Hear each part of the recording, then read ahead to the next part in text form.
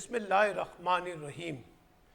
پاکستان کا ریاستی اور حکومتی نظام اور اس سے جڑے ہوئے اداروں کا بنیادی مسئلہ اس وقت لگتا ہے کہ پاکستان کا نوجوان طبقہ ہے۔ وہ پاکستانی نوجوان جو پاکستان کے اندر ہے یا اوورسیز پاکستانیوں کی صورت میں مختلف ممالک میں موجود ہے، لگتا ہے ایسے ہے جیسے وہ ریاستی نظام کے لیے، حکومتی نظام کے لیے ایک بڑا خطرہ بن گیا ہے۔ یہی وجہ ہے کہ وزیر اعظم ہوں، آرمی چیف ہوں یا حکومت میں شامل وزراء کی فوج در فوج ہو، سب کا نشانہ پاکستان کا نوجوان طبقہ ہے۔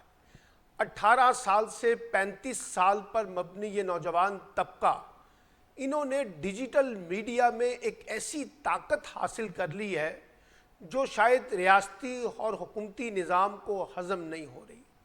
حکومت مخالف بیانیہ ہو یا ریاست پر تنقید ہو، اس کو خاص طور پہ ہم انتہا پسندی، شدت پسندی، دہشت گردی اور پاکستان کو کمزور کرنے کے کھیل سے جوڑ کر دیکھ رہے ہیں۔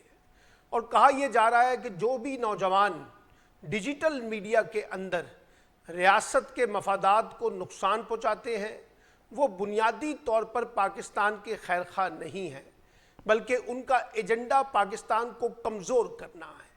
اس لیے آج توپوں کا سارا رخ پاکستان کا نوجوان طبقہ ہے، اور ان کو ہم فسادی بھی کہہ رہے ہیں، انتشاری بھی کہہ رہے ہیں، ان کو ہم بیرونی قوتوں کے اعلی کار کے طور پر بھی پیش کر رہے ہیں، اور ان قوتوں کے طور پر پیش کر رہے ہیں کہ جناب جو پاکستان کو کمزور کرنے کا کھیل کھیلنا چاہتے ہیں۔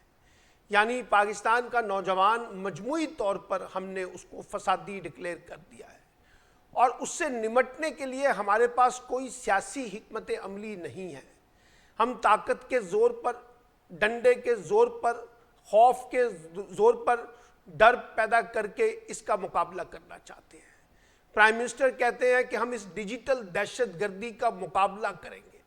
اب سوال یہ ہے کہ ڈیجیٹل دہشت گردی کا مقابلہ کیسے کیا جائے گا؟ یہ باتیں کافی حد تک درست مان لی جائیں کہ پاکستان میں ڈیجیٹل میڈیا کے اندر بہت سے لوگ ایسے ہیں، بہت سے نوجوان ایسے ہیں جو ایک ایسا بیانیہ پیش کرتے ہیں جس کی حوصلہ افزائی نہیں کی جانی چاہیے۔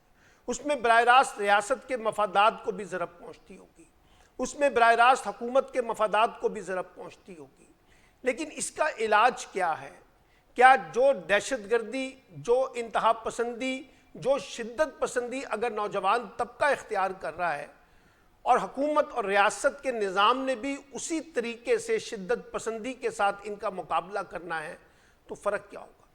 اس کا نقصان یہ ہوگا کہ ایک رد عمل کی سیاست پیدا ہوگی، نوجوانوں میں بغاوت پیدا ہوگی، مایوسی پیدا ہوگی، لا تعلقی پیدا ہوگی، اور وہ باقاعدہ ریاست کے اور حکومت کے نظام کو چیلنج کریں گے، مزاحمت کریں گے، اس کے خلاف بغاوت کر سکتے ہیں۔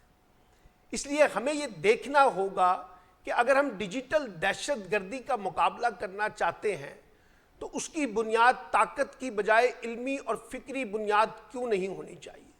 کیوں نہیں ہم اپنے ان نوجوانوں کو جو بقول حکومت کے اور ریاست کے گمراہ ہو چکے ہیں، ان کو گمراہی سے نکالنے کے لیے ان کی تربیت پر کیوں نہیں توجہ دیتے؟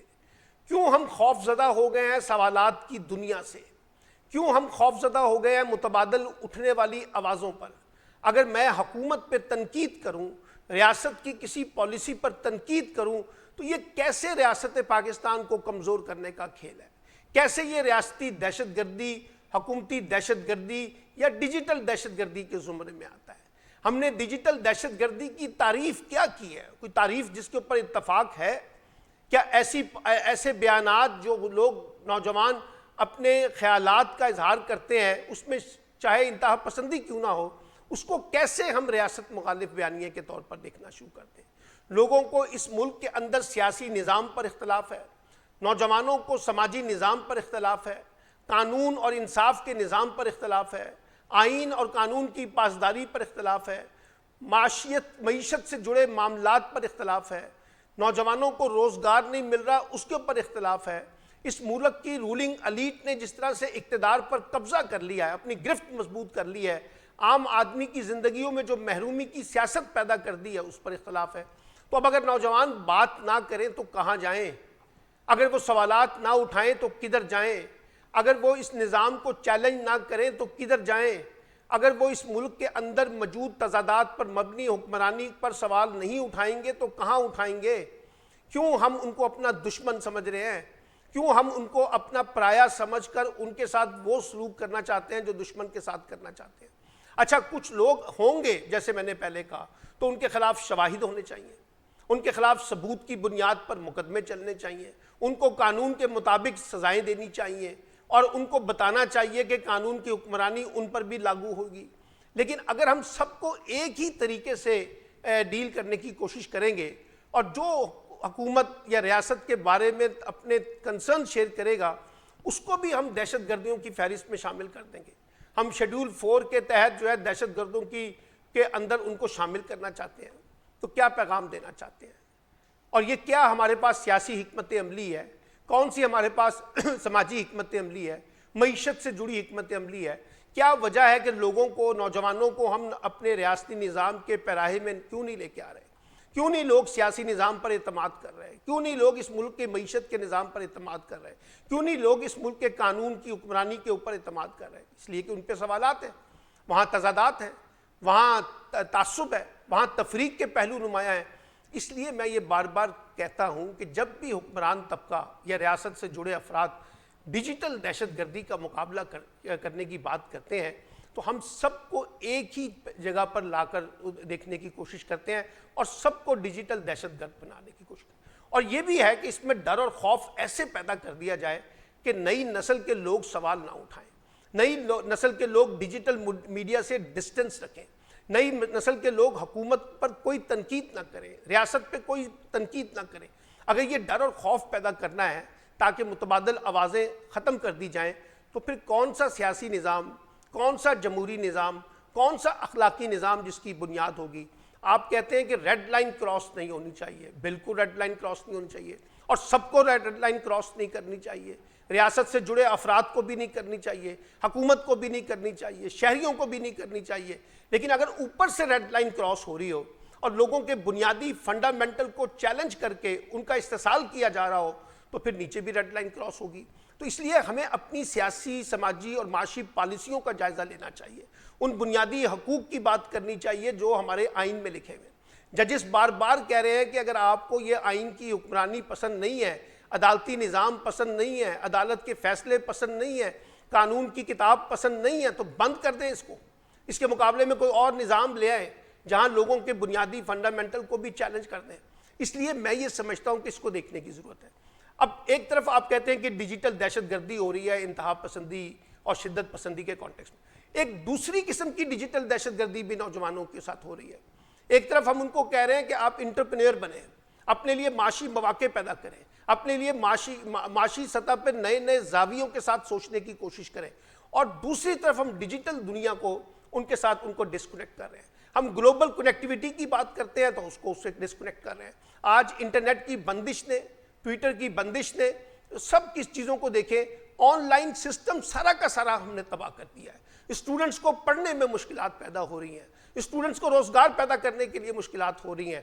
دنیا کے مختلف ممالک پاکستان پہ پابندی لگا رہے ہیں کیونکہ یہاں روزگار نہیں دینا، کیونکہ یہاں انٹرنیٹ کی بندش کا مسئلہ ہے، اور باقاعدہ کئی دن تک جو ہے انٹرنیٹ کی بندش جو ہے وہ کاروباروں کو متاثر کر رہی ہے۔ لوگ یہاں سے کاروبار اٹھا کر دبئی وغیرہ میں باقی ملکوں میں شفٹ ہو رہے ہیں۔ پاکستان میں کوئی ڈیجیٹل بزنس کرنے کے لیے تیار نہیں ہے، اور اس کانٹیکس میں نوجوانوں کو پہلے سے جو بے روزگاری ہے اس کے نتیجے میں مزید بے روزگاری کا سامنا ہے۔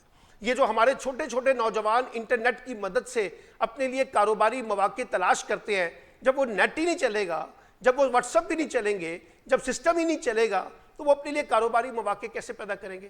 تو یہ جو ڈیجیٹل دہشت گردی ہے، کیا یہ بھی ریاستی نظام کی ترجیحات کا حصہ ہے؟ کیا یہ حکومتی نظام کی ترجیحات کا حصہ ہے؟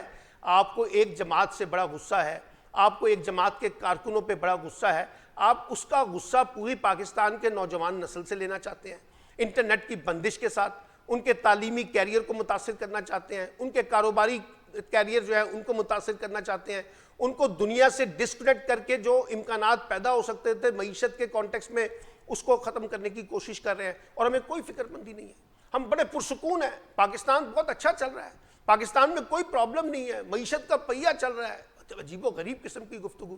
ایک طرف ہم کہتے ہیں کہ پوری سسٹم کو ہم نے ڈیجیٹلائز کرنا ہے, اور دوسری طرف نان ڈیجیٹلائزیشن کے جو ایٹیٹیوڈز ہیں ایڈمنسٹریٹو لیول پہ, پولیٹیکل لیول پہ, سوشل لیول پہ, لیگل لیول پہ, اس کو ہم خراب کرنے کی کوشش کر رہے ہیں. تو اس لیے میں بار بار ایک بات کو سمجھانے کی کوشش کرتا ہوں اپنے آپ کو بھی اور باقی لوگوں کو بھی, کہ خدارہ ڈیجیٹل دہشت گردی کا مقابلہ طاقت کے انداز میں نہیں ہو سکتا. اس کو علمی اور فکری بنیادوں پر کرنا پڑے گا, تعلیمی نظام کو بنیاد بنانا ہوگا, لوگوں کی تربیت پر فوکس کرنا ہوگا, لوگوں کے ایٹیٹیوڈ اینڈ بیہیویئر کو ٹھیک کرنا ہوگا. قانون ضرور بنائیں, نئی پالیسیاں ضرور بنائیں, ان لوگوں کو کنٹرول کرنے کی ضرور کوشش کریں, لیکن اصل جو وجہ ہے وہ بنیادی طور پہ تربیت کے ساتھ جڑی ہوئی ہے. اور دوسری بڑی وجہ یہ ہے کہ جو آپ کا ریاستی نظام ہے, جب تک آپ اس کو درست نہیں کریں گے, اس میں ایکسپلائٹیشن کا یہ سسٹم چلتا رہے گا, لوگوں کو استحصال کیا جاتا رہے گا, نوجوانوں کو دیوار سے لگانے کا کھیل کھیلا جاتا رہے گا, تو اس کے نتیجے میں ایک رد عمل کی سیاست آئے گی. اور جب رد عمل کی سیاست آتی ہے تو پھر لوگوں کے اندر جو غصہ ہے اس کا کہیں نہ کہیں کسی نہ کسی شکل میں اظہار بھی ہوتا ہے, اور جو ریاست کو پسند نہیں آتا, جو حکومت کو پسند نہیں آتا.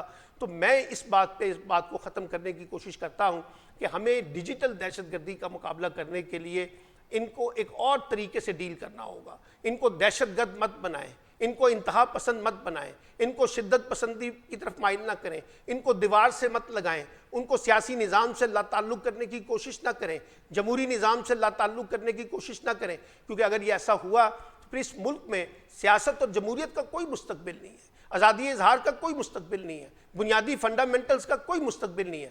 پھر یہ ایسے لوگوں کے ہاتھوں میں بھی جا سکتے ہیں نوجوان, جہاں پھر ریاستی نظام بھی چیلنج ہوگا, حکومت بھی چیلنج ہوگی, ملک بھی چیلنج ہوگا, اور پھر ان سب چیزوں سے مقابلہ کرنا کوئی اتنا آسان نہیں ہے. تو اس لیے دور اندیشی کے ساتھ, تدبر کے ساتھ, فہم و فراست کے ساتھ, عقل و دانش کے ساتھ آگے بڑھنے کی ضرورت ہے, ریاست کو, حکومت کو اور اس سے جڑے اداروں کو, تاکہ ہم ایک بہتر حل کی طرف پیش قدمی کر سکیں.